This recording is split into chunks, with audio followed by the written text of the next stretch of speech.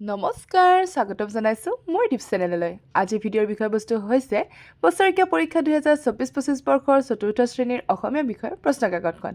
এই প্ৰশ্নকাকতখন যোৱা বছৰৰ প্ৰশ্নকাকত আৰু কেনেকুৱা ধৰণৰ প্ৰশ্নকাকতখনত সাঙুৰ খাব পাৰে সেই ভিত্তিক লৈ এই ভিডিঅ'টো আগবঢ়োৱা হৈছে যদি আপোনালোকৰ এই ভিডিঅ'টো চাই ভাল লাগে তেন্তে লাইক কমেণ্ট শ্বেয়াৰ কৰিব আৰু যদি মোৰ চেনেললৈ নতুনকৈ আহিছে তেতিয়াহ'লে কিন্তু ছাবস্ক্ৰাইব কৰিবলৈ নাপাহৰিব এতিয়া আহকচোন পলম নকৰি ভিডিঅ'টো আৰম্ভ কৰোঁ এই প্ৰশ্নকাকতখন এই ভিডিঅ'টোৰ জৰিয়তে আলোচনা কৰাৰ মূল কথাটো হৈছে যে প্ৰশ্নকাকতখনত ভিতৰুৱা প্ৰশ্ন বাহিৰা প্ৰশ্ন কেনেকুৱা ধৰণৰ প্ৰশ্ন আহিব পাৰে আৰু এইখিনিতে কথা এটা ক'ব খুজিছোঁ হয়তো এইবাৰৰ বছৰেকীয়াৰ পৰীক্ষাৰ চিলেবাছ মতে ইয়াতে থকা কেইটামান পাঠ নাহিব পাৰে কিন্তু আমি গমটো পাম যে পাঠৰ ভিতৰৰ পৰাও যে কিছুমান প্ৰশ্ন আহে বা বাহিৰৰ পৰা কোনবোৰ প্ৰশ্ন বাছি লোৱা হয় সেই কথাটো আমি এই ভিডিঅ'টোৰ জৰিয়তে গম পাম এতিয়া প্ৰথম প্ৰশ্নত কি দিছে সেইটো চাই লৈছোঁ এতিয়া 1 নম্বৰ প্ৰশ্নতে আমাক দিছে যে কবিৰ নাম উল্লেখ কৰি তলত দিয়া যিকোনো এটি কবিতাৰ প্ৰথমৰ 8 শাৰী মুখস্থ লিখা অৰ্থাৎ আমি এতিয়া ইয়াৰ পৰা কি গম পালোঁ যে কবিৰ নাম আমি কবিতাকেইটাৰ পঢ়িবই লাগিব ঠিক আছে আৰু লগতে কবিতাৰ আমি 8 শাৰীলৈকো পঢ়িবলৈ চেষ্টা কৰিব লাগিব এনেকুৱা নহয় যে আমি 6 শাৰী পঢ়িলে হৈ যাব ঠিক আছে 6 শাৰী বা 4 শাৰী অৰ্থাৎ আমি 8 শাৰী 10 শাৰীলৈকে পুৰা মুখস্থ ৰাখিব লাগিব কাৰণ কি ঠিক যোৱা বছৰ যদি 8 শাৰী আহিছিলে এবাৰ 10 শাৰী দিব পাৰে নতুবা এবাৰ 6 শাৰীও দিব পাৰে কিন্তু আমি 10 শাৰীলৈকে ভালদৰে মুখস্থ ৰখাটো আমাৰ কাৰণে প্ৰয়োজনীয় আৰু লগতে কবিৰ নামটো লাগিবই হ'ব ইয়াতে দিছে বৰপোনাৰ হাট আৰু দেওবাৰ যিহেতু আমাৰ কিতাপখনৰ যিখিনি বছৰেকীয়া চিলেবাছ সেইখিনিত এই দুটা পদ্যই ৰখা হৈছে অৰ্থাৎ বৰপোনাৰ হাট আৰু দেওবাৰ আমি দুয়োটাই কবিতাই ধুনীয়াকৈ 10 শাৰীকৈ পঢ়ি থৈ দিম অৰ্থাৎ যিটোৱে নাহে যোৱা বছৰ যদি আমাক দুয়োটা অপচনেল কৰি দিছিলে যে হয় এইটো নতুবা এইটো লিখিব পাৰোঁ কিন্তু কি ঠিক এইবাৰ হয়তো আমাক যিকোনো এটা দিব পাৰে হয়নে সেয়ে আমি দুয়োটা কবিতাৰে 10 শাৰী কবিৰ নাম সৈতে কি কৰি ৰাখিব লাগিব মুখস্থ কৰি ৰাখিব লাগিব ঠিক আছে এতিয়া দ্বিতীয় প্ৰশ্নটো কি দিছে সেইটো চাই লৈছোঁ এতিয়া 2 নম্বৰ প্ৰশ্নটো দিছে একোটিকৈ বাক্যত উত্তৰ লিখা অৰ্থাৎ এটা বাক্যত কি কৰিব দিছে উত্তৰসমূহ লিখিব দিছে এতিয়া প্ৰথম প্ৰশ্নটোৱে দিছে যে ৰজা শিলাদিত্যৰ ককাদেউতাকৰ নাম কি এই প্ৰশ্নটো লোৱা হৈছে পাঠ 18 শিলৰ চোলা পাত্ৰীৰ পৰা লোৱা হৈছে আৰু এই প্ৰশ্নটোৰ উত্তৰটো হ'ব ৰজা শিলাদিত্যৰ ককাদেউতাকৰ নাম হ'ল জলাদিত্য কি ক'লো উত্তৰটো জলাদিত্য এতিয়া আমাক খ প্ৰশ্নটো দিছে প্ৰেমচন্দৰ প্ৰকৃত নাম কি আৰু এই প্ৰশ্নটো লোৱা হৈছে লেসন নম্বৰ অৰ্থাৎ পাঠ নম্বৰ 16ৰ পৰা প্ৰেমচন্দ যিটো পাঠ আছে সেই পাঠটিৰ পৰা লোৱা হৈছে আৰু এই প্ৰশ্নটোৰ উত্তৰটো হ'ব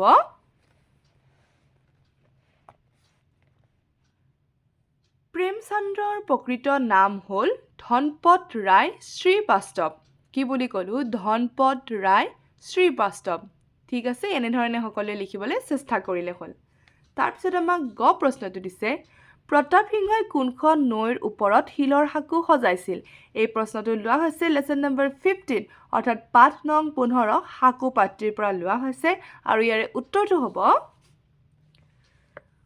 প্ৰতাপ সিংহই দৰিকা নৈৰ ওপৰত শিলৰ সাঁকো সজাইছিল আকৌ এবাৰ কৈ দিছোঁ প্ৰতাপ সিংহই দৰিকা নৈৰ ওপৰত শিলৰ সাঁকো সজাইছিল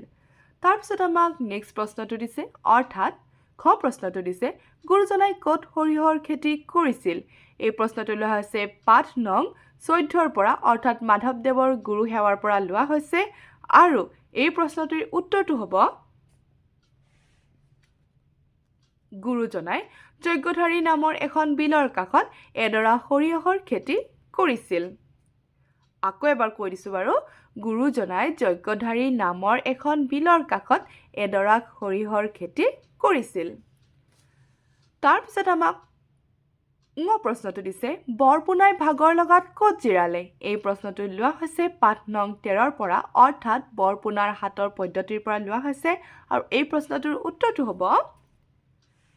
বৰপোনাই ভাগৰ লগাত এজোপা বটৰ তলত বুলি লিখা হৈছিলে নতুবা আমি বট গছৰ তলত বুলিও লিখিব পাৰোঁ ঠিক আছে বৰপোনাই ভাগৰ লগাত এজোপা বট গছৰ তলত জিৰালে হ'ব এনেধৰণে লিখিলে হৈ যাব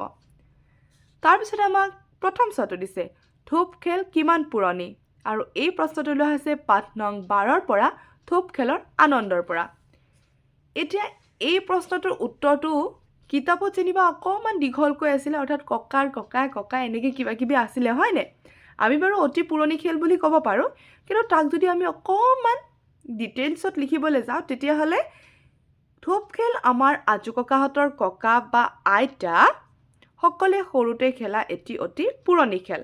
নতুবা আমাক যিহেতু একোটিকৈ বাক্যত লিখিব দিছে আমি অতি পুৰণি খেল বুলিও লিখিব পাৰোঁ ঠিক আছে কিন্তু এইটো উত্তৰ লিখিলেও কিন্তু ভুল নহ'ব তেতিয়া আমাৰ কথাখিনি ধুনীয়াকৈ উপস্থাপনটো হৈ যাব অৰ্থাৎ কাটিব নোৱাৰে যে থোপ খেল আমাৰ আজু ককাহঁতৰ ককা বা আইতাসকলে সৰুতে খেলা এটি অতি পুৰণি খেল হ'ব অকণমান মুখস্থ কৰিব লাগিব একো নাই বাৰু এতিয়া আমাক দ্বিতীয় চাওঁটো দিছে ভাৰতীয় শাস্ত্ৰমতে পৃথিৱীখন ক'ত অৱস্থিত এই প্ৰশ্নটো লোৱা হৈছে পাঠ নং 11 ইয়াতে মাৰিলো টিপা এই পাঠটিৰ পৰা লোৱা হৈছে আৰু এই প্ৰশ্নটিৰ উত্তৰটো হ'ব ভাৰতীয় শাস্ত্ৰমতে পৃথিৱীখন এডাল সাপৰ মূৰৰ ওপৰত অৱস্থিত তাৰপিছত আমাক বৰ্গাজ নম্বৰটো দিছে ৰজাই কিহৰ কাপোৰ পিন্ধিব লাগে বুলি মন্ত্ৰীয়ে কৈছিল এই প্ৰশ্নটো লোৱা হৈছে পাঠ নং আকৌ এবাৰ 18ৰ পৰাই অৰ্থাৎ শিলৰ চোলা পাঠটিৰ পৰা লোৱা হৈছে আৰু এই প্ৰশ্নটিৰ উত্তৰটো হ'ব ৰজাই পাট মেজাংকৰি কাপোৰ পিন্ধিব লাগে বুলি মন্ত্ৰীয়ে কৈছিল অৰ্থাৎ কি ৰজাই পাট মেজাংকৰি কাপোৰ পিন্ধিব লাগে বুলি মন্ত্ৰীয়ে তেওঁক কৈছিল আমাক ঝ প্ৰশ্নটো দিছে মাছমৰীয়াসকলে বিলত কেতিয়া মাছ মাৰিম বুলি মাধৱদেৱক কৈছিল এই প্ৰশ্নটো লোৱা হৈছে পাঠ নং 14ৰ পৰা অৰ্থাৎ মাধৱদেৱৰ গুৰু সেৱা পাঠটিৰ পৰা লোৱা হৈছে আৰু ইয়াৰে উত্তৰটো হ'ব মাছমৰীয়াসকলে বিলত একাদশীত মাছ মাৰিম বুলি মাধৱদেৱক কৈছিল তাৰপিছত আমাক নিয় প্ৰশ্নটো দিয়া হৈছে ভূঁইকঁপৰ শক্তি কিহৰ সহায়ত জোখা হয় এই প্ৰশ্নটো লোৱা হৈছে পাঠ নং 11 অৰ্থাৎ ইয়াতে মাৰিলো টিপা পাঠটিৰ পৰা লোৱা হৈছে আৰু এই প্ৰশ্নটোৰ উত্তৰটি হ'ব ভূঁইকঁপৰ শক্তিৰ ৰিক্টাৰ স্কেলৰ সহায়ত জোখা হয় ঠিক আছে তো এইখিনি আছিলে 2 নম্বৰৰ প্ৰশ্ন উত্তৰখিনি এতিয়া আমি আহিছো 3 নম্বৰৰ প্ৰশ্ন উত্তৰখিনিলৈ এতিয়া ইয়াতে 3 নম্বৰৰ ক প্ৰশ্নটো দিছে কলিয়া ভোমৰা দলং আৰু নৰনাৰায়ণ হেতুৱে কোন কোন জিলাক সংযোগ কৰিছে ইয়াৰ উত্তৰটো হ'ব কলিয়া ভোমৰা দলঙে নগাঁও আৰু শোণিতপুৰ জিলা আৰু নৰনাৰায়ণ হেতুৱে গোৱালপাৰা আৰু বঙাইগাঁও জিলাক সংযোগ কৰিছে মই ধুনীয়াকৈ দুইখন দলঙে কোন কোন দুখন জিলাক সংযোগ কৰিছে এইখিনি পাৰ্টিকুলাৰকৈ লিখি ৰাখিছোঁ তাৰপিছত আমাক খটো দিছে চন্দ্ৰ হাছানে ক'ৰ পৰা ক'লৈ বাট কৰি বাই গৈছিল ইয়াৰ উত্তৰটো হ'ব চন্দ্ৰ হাছানে কেৰেলাৰ পৰা বাৰাণসীলৈ বুলি বাট কৰি বাই গৈছিল তাৰপিছত ক প্ৰশ্নটো দিছে প্ৰেমচন্দে ৰচনা কৰা দুখন গ্ৰন্থৰ নাম লিখা ইয়াৰে উত্তৰটো হ'ব প্ৰেমচন্দে ৰচনা কৰা দুখন গ্ৰন্থৰ নাম হ'ল প্ৰেমাশ্ৰম আৰু নিৰ্মলা তাৰপিছত আমাক খ প্ৰশ্নটো দিছে বৰপুনাই হাতলৈ যাওঁতে হাতত কি লৈ ওলাল ইয়াৰে উত্তৰটো হ'ব বৰপুনাই হাতলৈ যাওঁতে সু হাতত মোনা এটি আৰু বাওঁ হাতে ছাতি এটি লৈ ওলাল তাৰপিছত আমাক ঙটো দিছে নৱকান্ত বৰুৱাই ৰচনা কৰা দুখন গ্ৰন্থৰ নাম লিখা আৰু ইয়াৰে উত্তৰটো হ'ব নৱকান্ত বৰুৱাই ৰচনা কৰা দুখন গ্ৰন্থৰ নাম হ'ল আখৰৰ জখলা কেৰেলোৱাৰ ৰেল যিহেতু আৰু বহুকেইখন গ্ৰন্থ আছে তাৰে যিকেইখন ছাত্ৰ ছাত্ৰীৰ সহজ যেন অনুভৱ হয় তেওঁলোকে সেইকেইখনে লিখিব পাৰিব এতিয়া আমাক 4 নম্বৰ দিছে ক প্ৰশ্নটো ভূঁইকঁপ হোৱাৰ সম্ভাৱনা থকা অঞ্চলত বাস কৰা লোকে কেনেধৰণে আগতীয়া ব্যৱস্থা ল'ব লাগে আৰু ইয়াৰে উত্তৰটো মই লিখি ৰাখিছোঁ খোৱা পানী কিছু পৰিমাণে খাদ্য সামগ্ৰী কিছু দৰৱ পাতি ৰছী টৰ্চ লাইট বেলচা চিপৰাং আদি যোগাৰ কৰি ৰাখিব লাগে আৰু এইখিনিতে মই এটা কথা কওঁ যে ইয়াৰে কেইটামান মনত থকা নামকেইটা লিখিবলৈ চেষ্টা কৰিলেও হ'ল সেইখিনি লিখিলেও কিন্তু ধুনীয়াকৈ নম্বৰ পোৱা যাব তাৰপিছত 2টো ৰাখিছোঁ গধুৰ বস্তু ডাঙৰ বস্তু আদি তলত ৰাখিব লাগে তাৰপিছত গধুৰ আলমাৰি কিতাপৰ ৰেক আদি বেৰত বান্ধি থ'ব লাগে তাৰপিছত আমাক খ প্ৰশ্নটো দিছে গুৰুজনাৰ সৰিয়হৰ খেতিডৰা মাধৱদেৱে কি পুথিৰে তোলালে ইয়াৰে উত্তৰটো হ'ব গুৰুজনাৰ সৰিয়হৰ খেতিডৰা মাধৱদেৱে একাদশীৰ দিনা হাতুখন গাঁৱৰ মাছুৱৈসকলক মাহ প্ৰসাদ আৰু কল খুৱাই বুদ্ধিৰে তোলালে তাৰপিছত গ প্ৰশ্নটো দিছে ৰুদ্ৰসিংহই অসমৰ উন্নতিৰ বাবে কি কাম কৰিছিল আৰু ইয়াৰে উত্তৰটো হ'ব ৰুদ্ৰসিংহই অসমৰ উন্নতিৰ বাবে কলাকৃষ্টিৰ প্ৰসাৰ বাট পথ নিৰ্মাণ দৌল দেৱালয় নিৰ্মাণ ওচৰ চুবুৰীয়া ৰাজ্যবোৰৰ সৈতে সম্পৰ্ক স্থাপন বিদ্যা শিক্ষাৰ চৰ্চা আদি নানা বিষয়ত বহুতো কাম কৰিছিল এনেধৰণে এই 3 নম্বৰৰ উত্তৰকেইটা লিখিলেও গোটেইখিনি কথা সাঙুৰ খাই গৈছে সেয়েহে সকলোৱে যিখিনি নম্বৰ থাকে সেইখিনি নম্বৰ পাবলৈ সক্ষম হ'ব এতিয়া আমাক 5 নম্বৰ দিছে কোনে কৈছিল কাক কৈছিল লিখা ক শিলৰ চোলা কি শিলৰ চোলা মই একো বুজা নাই এই উক্ত কথাষাৰি কোনে কাক কৈছিল এইটো লিখিব দিছে আৰু ইয়াৰে উত্তৰটো হ'ব কৰ উত্তৰটো উক্ত কথাষাৰ মনোমতীয়ে মন্ত্ৰীক উদ্দেশ্যে কৈছিল এনেধৰণে আমি উত্তৰটো লিখিব পাৰোঁ তাৰপিছত খ প্ৰশ্নটো দিছে এপেজালিকৈ কিয় দুপজালিকৈ পাৰিম আৰু এই উত্তৰটো হ'ব উক্ত কথাষাৰ মাছুৱৈসকলে মাধৱদেৱক কৈছিল তাৰপিছত আমাক নেক্সট প্ৰশ্ন কি দিছে সেইটো চাই লৈছোঁ আমাক 6 নম্বৰ দিছে অৰ্থ লিখা দিছে অৰ্থাৎ আমি কিতাপৰ পিছফালে যিখিনি আমাক শব্দ অৰ্থ দিয়া আছে সেইখিনি কিন্তু আমি মুখস্থ কৰিব লাগে যিহেতু শব্দ অৰ্থ আহিব আচল ৰগৰ আখ্যান জাৰণি তো ইয়াৰে মই উত্তৰসমূহ লিখি ৰাখিছোঁ আচল মানে হৈছে কাপোৰৰ আগ ৰগৰ মানে হৈছে আনন্দ আখ্যান মানে হৈছে কাহিনী জাৰণি মানে হৈছে কাঠনি তাৰপিছত আমাক 7টো দিছে বিপৰীত অৰ্থ বুজোৱা শব্দ লিখা কামিলা অকামিলা নতুন পুৰণি মুকলি আবদ্ধ বা আমি বান্ধোন লিখিব পাৰিম খটো দিছে সমাৰ্থক শব্দ লিখা পানী ভৰি ৰজা মই ইয়াৰ উত্তৰসমূহ লিখি ৰাখিছোঁ পানী মানে হৈছে জল ভৰিক আমি চৰণ বুলিও ক'ব পাৰোঁ আৰু ৰজাক আমি নৃপতি বুলিও ক'ব পাৰোঁ তাৰপিছত আমাৰ গ নম্বৰটো দিছে বাক্য ৰচনা কৰা ঘৰ দুৱাৰ সহজ সৰল সেৱা শুশ্ৰূষা ইয়াতে মই বাক্যসমূহ লিখি ৰাখিছোঁ ঘৰ দুৱাৰ সদায় ঘৰ দুৱাৰ চাফা কৰি ৰাখিব লাগে সহজ সৰল স্বভাৱৰ মানুহক সকলোৱে ভাল পায় সেৱা শুশ্ৰূষা আমি গুৰুজনাৰ সেৱা শুশ্ৰূষা কৰিব লাগে এতিয়া আমাক দিছে উদাহৰণত দেখুৱাৰ দৰে বাকীকেইটা লিখা তুমি তোমালোক অৰ্থাৎ কি কৈছে এয়া একবচন আৰু এয়া বহুবচন বিচাৰিছে মই হ'লে আমি হ'ব তেওঁ হ'লে তেওঁলোক সি হ'লে সিহঁত তেখেত হ'লে তেখেতসকল তাৰপিছত ইয়াতে উঙত দিছে উদাহৰণত দেখুৱাৰ দৰে বাকীকেইটা লিখা ইয়াতে যেনেধৰণে কাঠ যোগ অনি কাঠনি হৈছে এইকেইটাও একেধৰণে নাহৰ যোগ অনি নাহৰণি হাবি যোগ অনি হাবিনি যাৰ যোগ অনি জাৰণি হ'ব তাৰপিছত ইয়াতেও দিছে যে উদাহৰণত দেখুৱাৰ দৰে বাকীকেইটা লিখা সৰু আৰু বৰ ঠিক তেনেধৰণে কলা আৰু কৃষ্টি কলা কৃষ্টি সমাজ আৰু সংস্কৃতি সমাজ সংস্কৃতি দৌল আৰু দৌল দেৱালয় তাৰপিছত আমাক নেক্সটটো দিছে বিপৰীত লিংগ বুজোৱা শব্দ লিখা ৰজা ৰাণী পিতা দেউ আমি আইদেউ ক'ব পাৰোঁ মাও ক'ব পাৰোঁ ককা দেউতা আমি আইতা মাও ক'ব পাৰোঁ আইতাও ক'ব পাৰোঁ তাৰপিছত আমাক বৰ্গীয় জটো দিছে এটা শব্দত প্ৰকাশ কৰা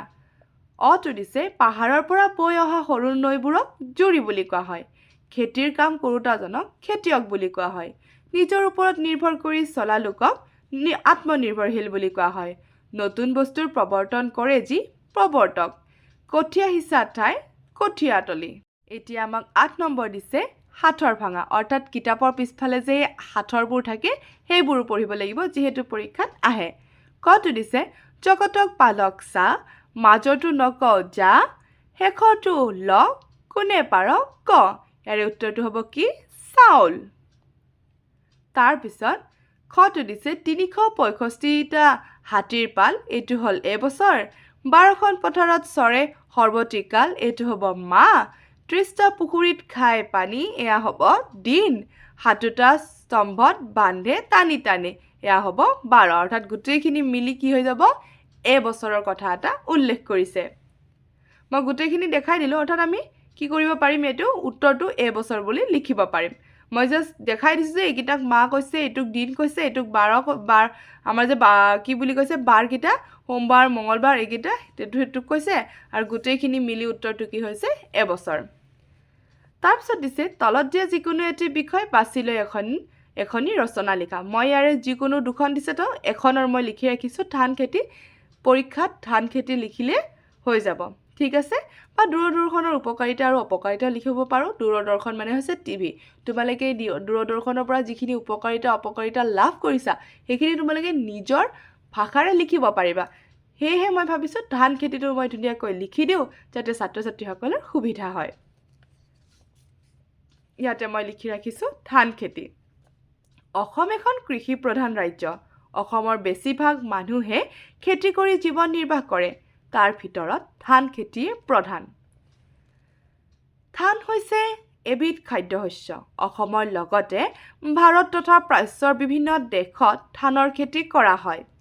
ধান খেতি ঘাইকৈ বাৰিষা কালত পানী জমা হোৱা মাটিত কৰা হয় ধান খেতিৰ লগত অসমীয়াৰ সংস্কৃতি আৰু অৰ্থনীতি নিবিড়ভাৱে জড়িত অসমত প্ৰধানকৈ ধান তিনি প্ৰকাৰৰ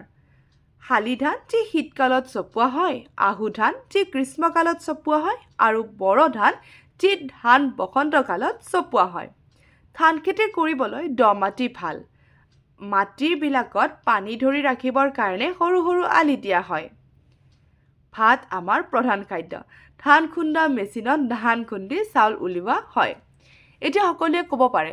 যে ধান খেতিৰ আৰম্ভণি একো মানে ৰচনা লিখিব দিছে একো তেনেকৈ নাই মোৰ মতে চতুৰ্থ শ্ৰেণীৰ ছাত্ৰ বা ছাত্ৰী এগৰাকীয়ে এনেধৰণেও যদি ধান খেতিৰ ৰচনাখন লিখিব পাৰে তেওঁলোকক প্ৰাপ্য নম্বৰটো দিব লাগে কাৰণ তেওঁলোকে ইমানখিনি মনত ৰাখি ইমানখিনি লিখাটো তেওঁলোকৰ কাৰণে সহজ কথা নহয় কিন্তু তেওঁলোকে লাহে লাহে লিখিবলৈ চেষ্টা কৰিব লাগিব হয়নে ক্লাছ 4ত তেওঁলোকে এনেকৈ লিখিলে ভাল নম্বৰ পাব বুলি মই ভাবোঁ ক্লাছ 5ৰ পৰা তেওঁলোকৰ আকৌ উচ্চ খাপৰ হৈ যাব লিখনিবোৰ হয়নে তেতিয়া তেওঁলোকে ৰচনা এখনৰ আৰম্ভণি বা যিখিনি থাকে ৰচনা এখনৰ সেইখিনি ধুনীয়াকৈ তেওঁলোকে ষ্টেপ বাই ষ্টেপ লিখিব পাৰিব কিন্তু চতুৰ্থ শ্ৰেণীৰ বাবে মোৰ কাৰণে এইখিনি লিখাটো তেওঁলোকৰ কাৰণে ডাঙৰ কথা আশা কৰোঁ মোৰ যিখিনি ভিউৱাৰ্ছ আছে চতুৰ্থ শ্ৰেণীৰ তেওঁলোকে এনেধৰণে ধান খেতিৰ ৰচনাখন লিখিবলৈ চেষ্টা কৰিলে হ'ল এতিয়া দ্ৰুত পাঠৰ প্ৰশ্নকেইটালৈ আহিছোঁ দ্ৰুত পাঠৰ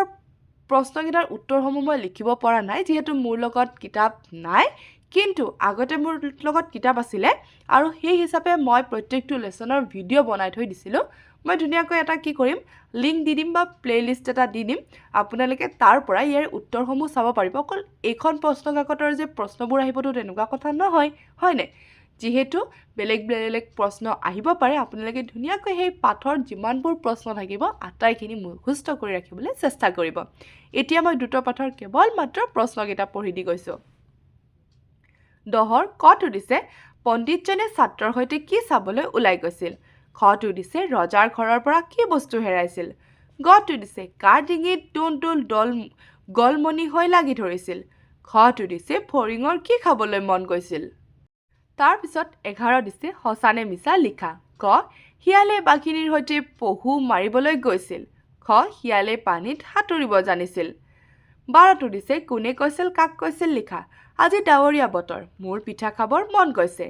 খটো দিছে সেই ডাঙৰ মানুহটোক এতিয়াই এৰি দিয়া আৰু কাইলৈ মই সেই হুলত উঠিম আৰু 13 নম্বৰটো আমাক দিয়া আছে পাঠভিত্তিক প্ৰকল্প অৰ্থাৎ আমাৰ এইবাৰো আভ্যন্তৰীণ প্ৰকল্প কিছুমান থাকিব তাত 10 নম্বৰ থাকিব বাকি যিখিনি আছে অৰ্থাৎ যিখিনি আছে 90 নম্বৰৰ প্ৰশ্নকাকতখন আহিব আমাৰ বাকি 10 নম্বৰহে আমাৰ প্ৰজেক্টত থাকিব ঠিক আছে তো আমি ভালদৰে কিতাপখন ভালদৰে পঢ়িব লাগিব আৰু ভিতৰুৱা প্ৰশ্নই হওক বা বাহিৰা প্ৰশ্নই হওক আটাইখিনি মনত ৰাখিবলৈ চেষ্টা কৰিব লাগিব তো এইখন আছিলে চতুৰ্থ শ্ৰেণীৰ যোৱা বছৰৰ প্ৰশ্নকাকত তেন্তে আজিৰ কাৰণে থেংক ইউ ফৰ ৱাচিং